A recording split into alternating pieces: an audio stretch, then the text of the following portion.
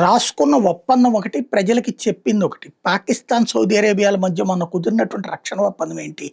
ఈ 2 దేశాల్లో ఏ దేశం మీద ఎవరు దాడి చేసినా రెండో దేశం యుద్ధంలోకి దిగాలని. ఇప్పుడు పాకిస్తాన్ మీద నిన్న తాలిబాన్లు దాడి చేశారు కదా! అది ఆఫ్ఘనిస్తాన్ ప్రభుత్వమే దాడి చేస్తుంది. ఎందుకని? తెహ్రీక్ ఈ తాలిబాన్ పాకిస్తాన్ కోసం అని చెప్పేసి ఆఫ్ఘనిస్తాన్ సరిహద్దులు దాటి బాంబింగ్ చేసినందుకు గాను. దానికి ప్రతీకారంగా ఇప్పుడు తాలిబాన్లు కూడా బాంబింగ్ చేస్తున్నారు. యుద్ధ విమానాలతో దాడులు చేస్తున్నారు. అమెరికన్ యుద్ధ విమానాలు వాళ్ళ దగ్గర వదిలిపెట్టిపోయినాయి ఉన్నాయి. అవి వాడుతున్నారు వాళ్ళు కూడా. తద్వారా వాళ్ళు యుద్ధమే చేస్తున్నారు. మరి అప్పుడు సౌదీ అరేబియా యుద్ధంలోకి రావాలిగా.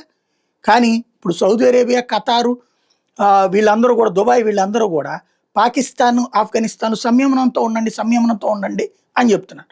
ఎవరు యుద్ధంలో పార్టిసిపేట్ చేయడానికి సిద్ధంగా లేరు. ఎందుకంటే మొన్న ఆఫ్ఘనిస్తాన్ మంత్రి ముత్తకి చెప్పినట్టుగా ప్రపంచ చరిత్రలో బ్రిటిష్ వాళ్ళు వాళ్ళ మీదన పడ్డారు,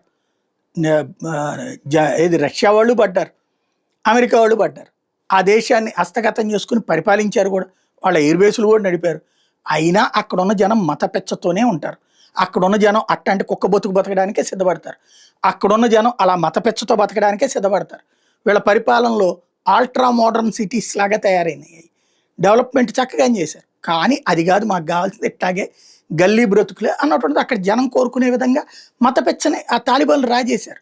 కాబట్టి వాళ్ళు చేసేటటువంటి వాళ్ళ మీదనే యుద్ధం చేసి గెలిచేవాడు ఎవడూ లేడు. అందరూ ఓడేవాళ్ళే.